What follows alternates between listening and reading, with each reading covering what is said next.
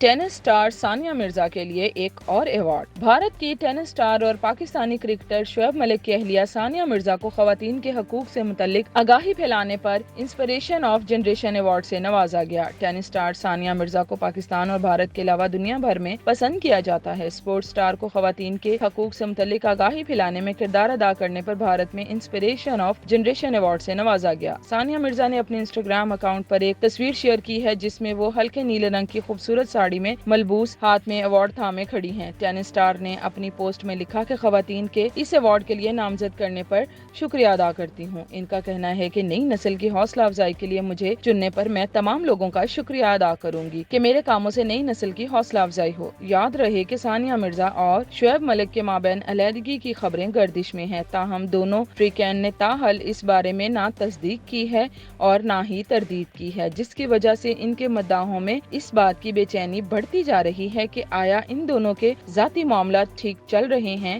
یا نہیں۔